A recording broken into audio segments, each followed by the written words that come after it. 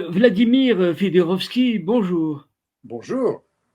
Vous êtes, comment vous présentez? Vous êtes tellement multiple et protéiforme que peut-être je vais prendre un point d'entrée. D'abord, dire que vous êtes un ancien diplomate, écrivain et auteur prolifique. C'est-à-dire que vous avez écrit 54, quelques 54 livres.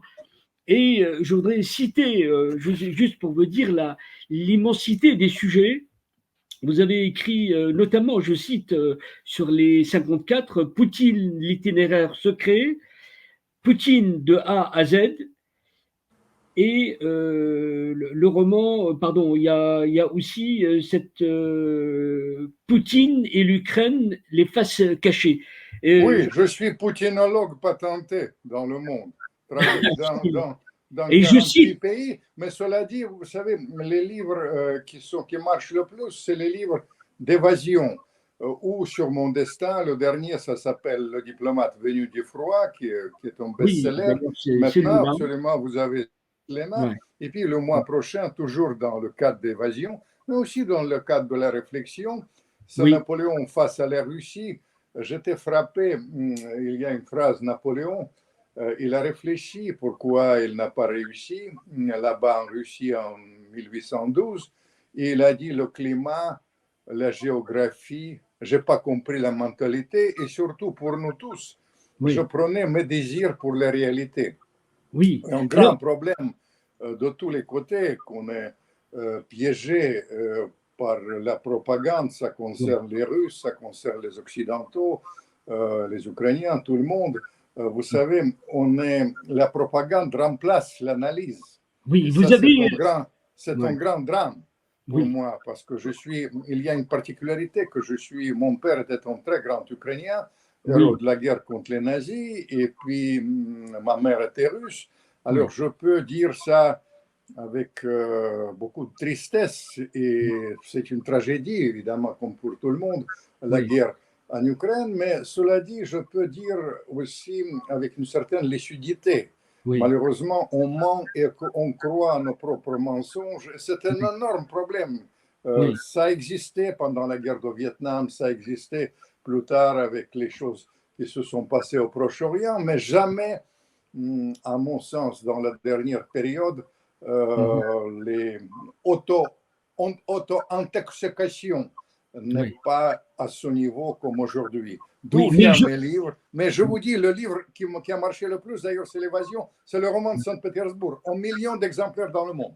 oui, mais on va y revenir parce que vous allez démarrer au quart de tour. Vous avez, comme je l'ai dit, vous avez plusieurs facettes et je voudrais commencer d'abord parce que vous avez une connaissance en matière de géopolitique et vous avez cette expérience.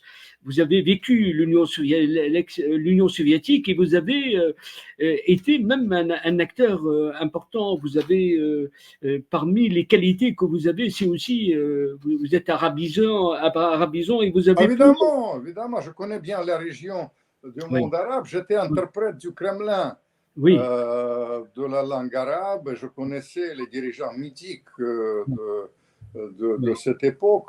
Vous avez le choix mhm, entre Saddam oui. Hussein, Kadhafi, C'est et de utile. l'autre côté, Ouais, beaucoup de gens comme ça. Et aussi après, vous avez parlé de ma participation à la chute du communisme. ouais, J'étais porte-parole des antiputschistes, si vous vous souvenez, le oui, putsch de Moscou de 91, c'est-à-dire j'ai vu d'où vient l'intérêt vers moi. Finalement, oui, mon opinion, ça n'intéresse personne, mais en oui, revanche, mon expérience peut donner un éclairage assez pertinent de la situation qui mhm, n'a jamais été si dangereux comme oui, aujourd'hui. Je pense oui, qu'on vit aujourd'hui le moment peut-être le plus dangereux de l'histoire de l'Europe. On est comme des somnambules, on marche près de l'abîme et oui. on regarde l'abîme et on est prêt à y tomber sans se Je, rendre compte. Tout ça, ça oui. m'attriste. Vraiment, là, Vladimir, jamais dans l'histoire de l'Europe on a vécu oui, ce moment. Les erreurs de calcul, vous comprenez, sont énormes de chaque côté. Et je mhm, dois vous dire, quand il parle vous savez, de l'escalade maîtrisée quand on regarde les erreurs qu'ils ont commises dans l'analyse, l'échec de l'offensive ukrainienne, Poutine qui va mourir, tout ça c'est n'importe quoi. Les Poutine aussi, il a fait aussi Écoutez, évidemment des échecs majeurs, surtout au début. Deuxième année, il a gagné, mais la première année, il a fait des échecs, des erreurs capitales. Tout ça, ça m'attriste dans la oui. réalité. C'est-à-dire que Ça je voudrais, m'attriste. Vladimir, on voit le côté conteur, vous êtes intarissable, vous avez une vision. Tout ce que vous voulez, tout ce que vous Oui, voulez. mais je voudrais Qu'est-ce que je peux vous donner. raconter? Oui, La fin du communisme, oui, oui, Raspoutine, Pierre Legrand, ou ma conversation avec Saddam Hussein chez Staline. oui. Écoutez, je voudrais, comme vous avez cette connaissance et surtout cette dimension vécue de l'histoire, je voudrais peut-être entamer l'entretien sur la dimension géopolitique. Est-ce que vous avez aujourd'hui le sentiment qu'on est entré dans une nouvelle guerre froide et comment quelle est votre manière pour la caractériser? Non, vous rigolez, cher ami. Guerre froide, c'est un rêve. Guerre froide, c'était. Moi, j'étais diplomate pendant la guerre froide. Pendant la guerre froide, tout était structuré. Oui. J'ai participé, d'ailleurs, je vais vous faire une petite révélation. À l'époque, j'ai connu Biden, qui était maintenant il est gâteux, mais à l'époque, il était un sénateur très vigoureux, avec beaucoup d'expérience. Et il était spécialiste de contrôle d'armes et il était en contact avec, il a négocié avec le Kremlin à l'époque. Et je dois vous dire qu'à l'époque, personnellement, j'ai participé à la rédaction d'une vingtaine de traités. De Oui. traités dans le domaine de contrôle des armes stratégiques. Il y a les choses comme ça, aussi de contrôle de non-prolifération des armes nucléaires, etc. Aucun de ces traités n'existe aujourd'hui.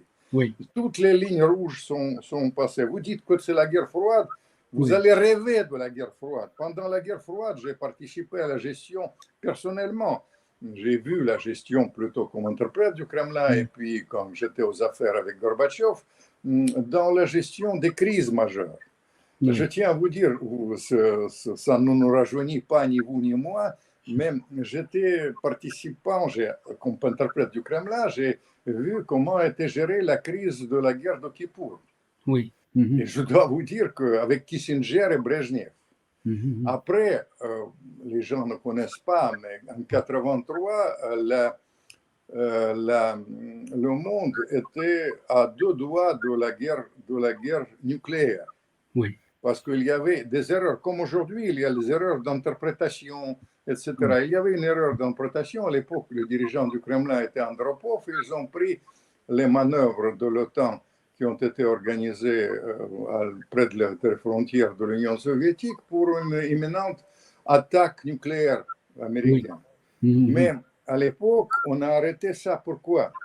Parce qu'il y avait, et ça n'existe pas aujourd'hui, il y avait toujours pendant la guerre froide.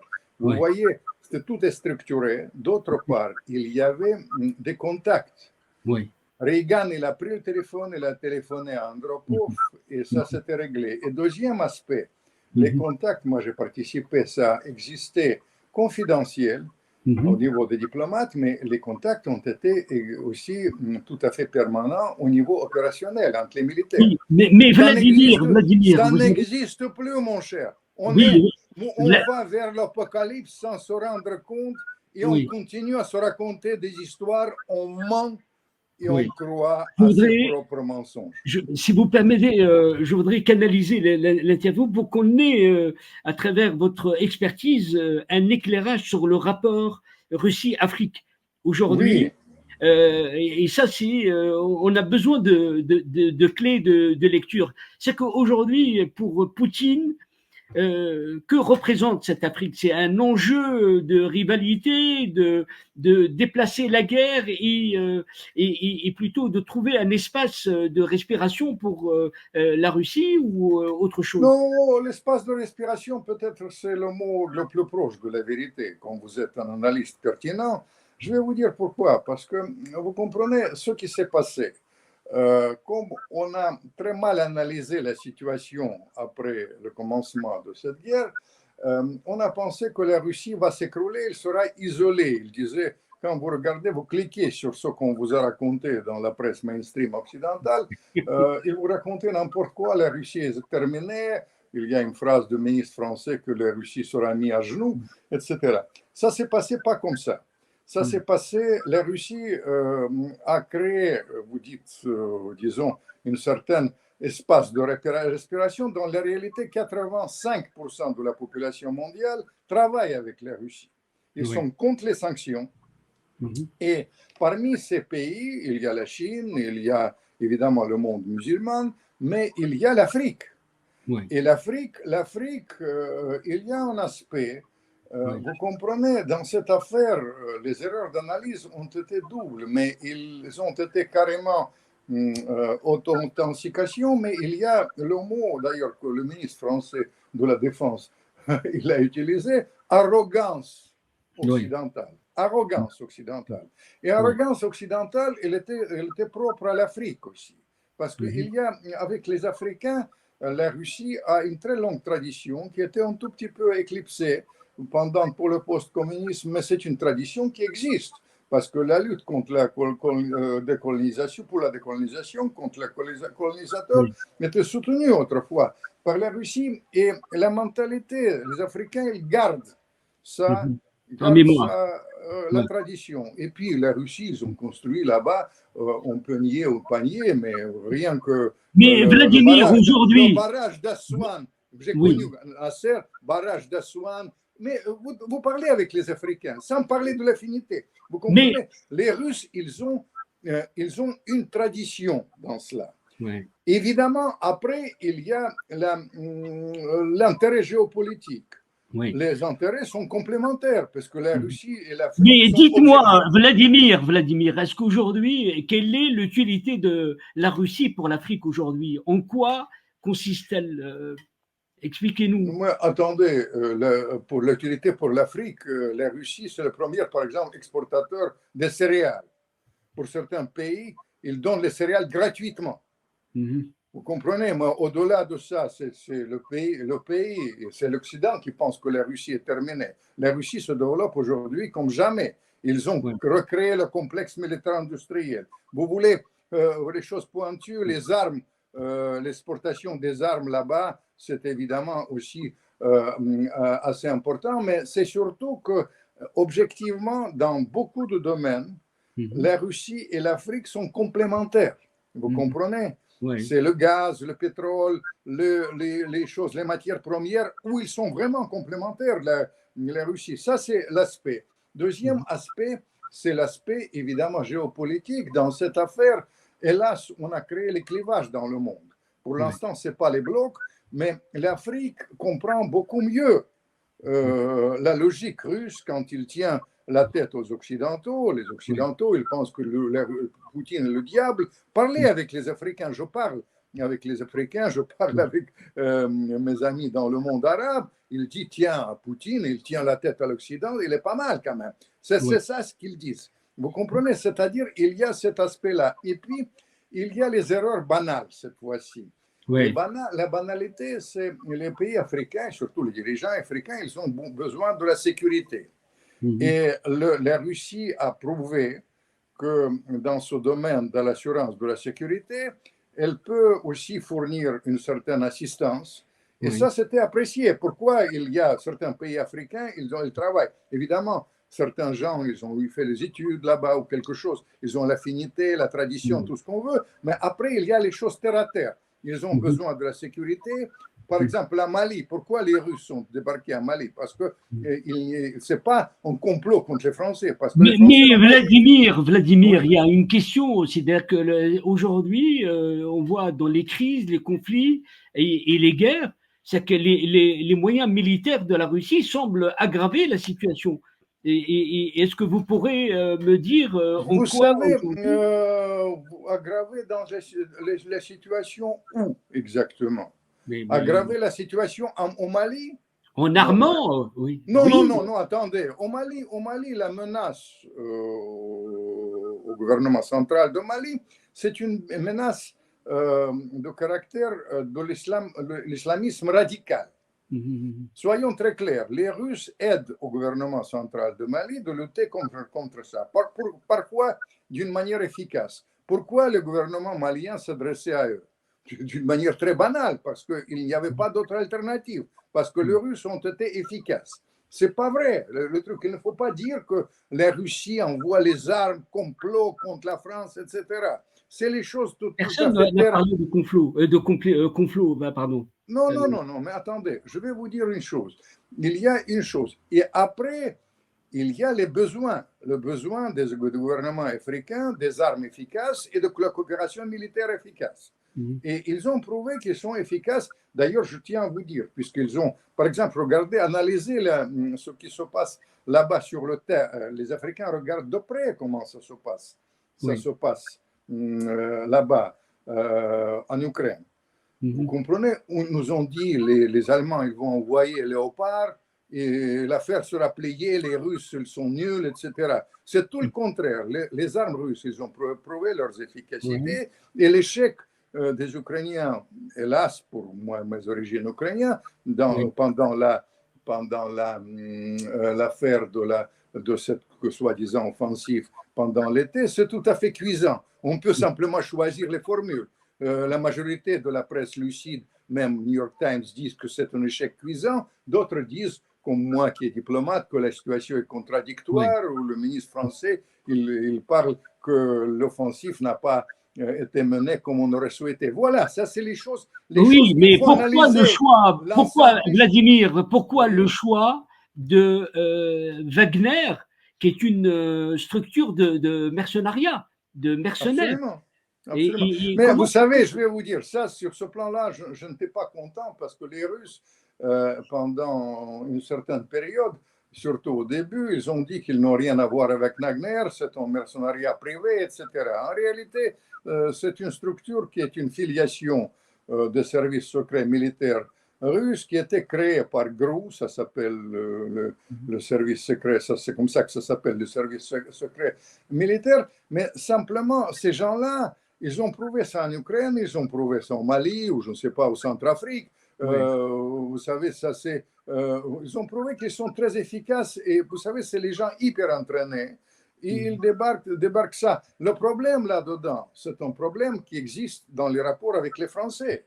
Parce que les Français, par rapport à ce que j'ai bien connu la période de Pompidou ou les autres ou Oui. précédents, mais j'ai connu ces présidents successifs, il y avait une politique africaine très efficace, les réseaux, les filiations, etc.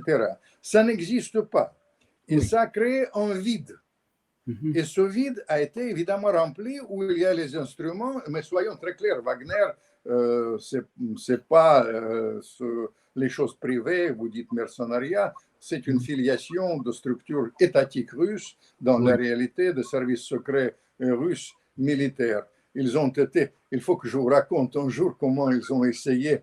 Vous savez, c'est la CIA qui a donné plein d'argent pour que Wagner essaye de faire un coup d'État contre Poutine.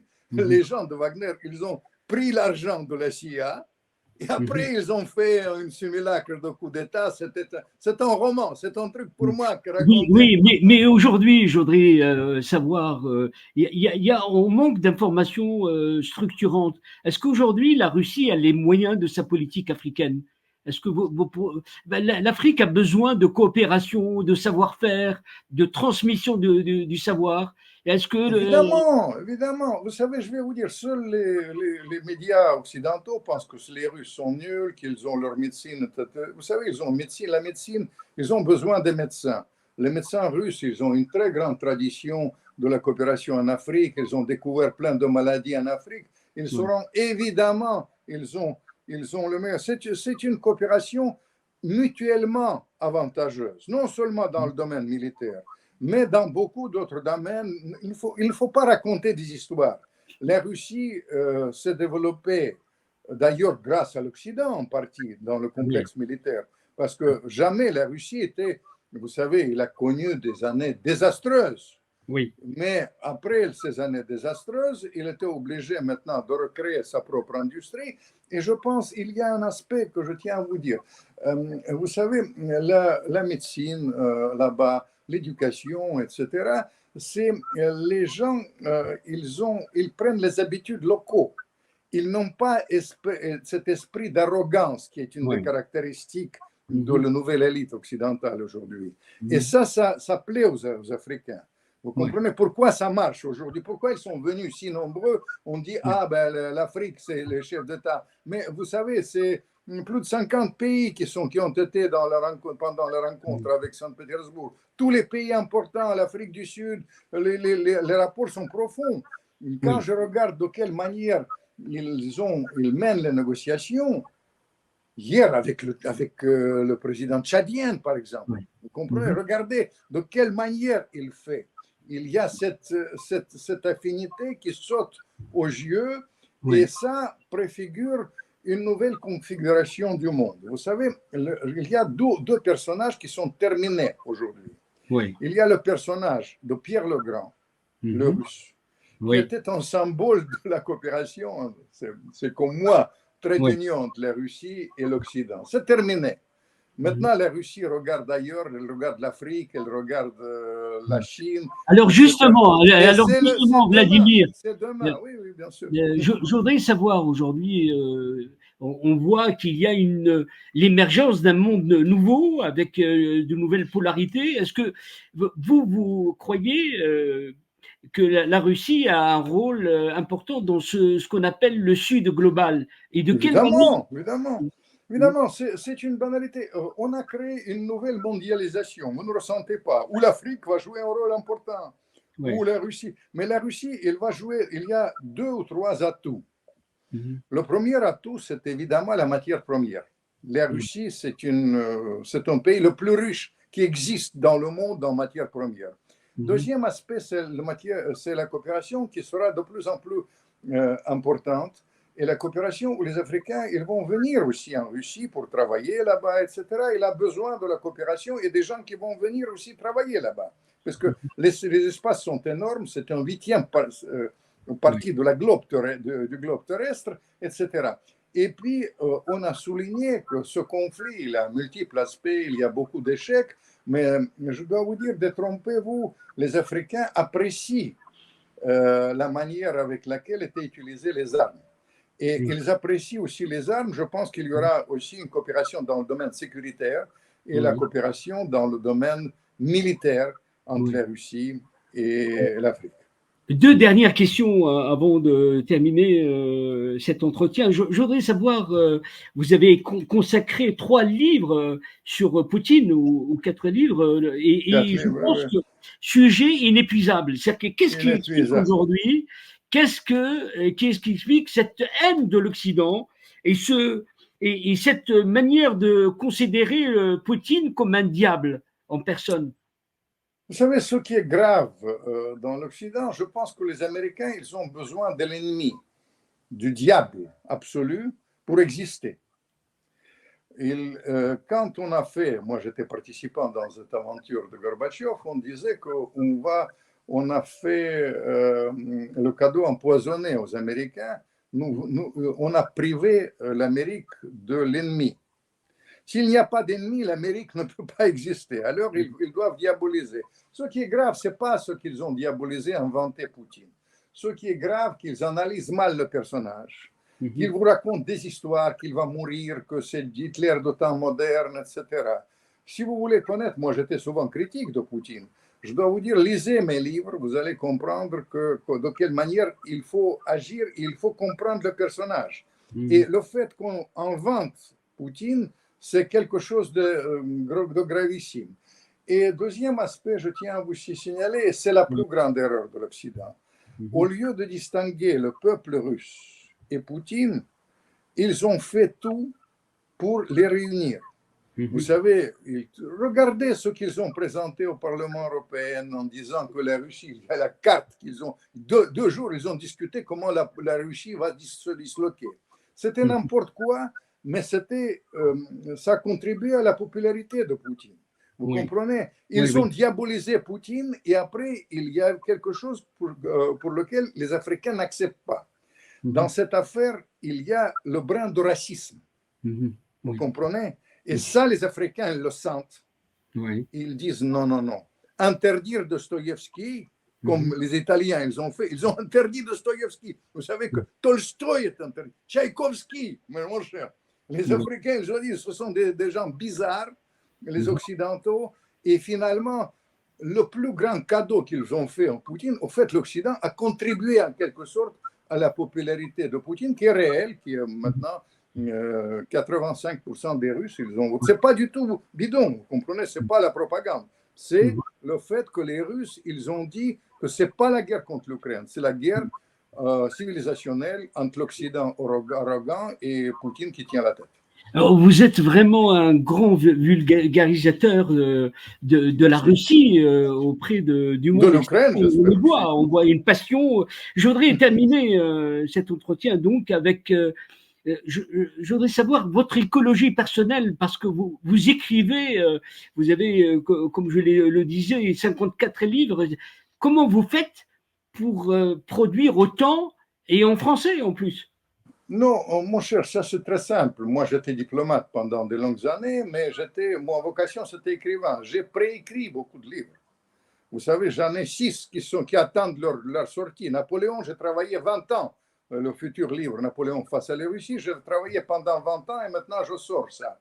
Dites-moi, vous Mais écrivez la ça, vous nuit, avez le jour? raison, je ne suis pas obligé de le faire. Parce que, vous savez, j'avais 1 million d'exemplaires du roman de Saint-Pétersbourg où j'aurais pu vivre tranquillement sur ma rente, mais je le fais pourquoi? Parce que je pense qu'on vit aujourd'hui le moment le plus dangereux de l'histoire de l'humanité.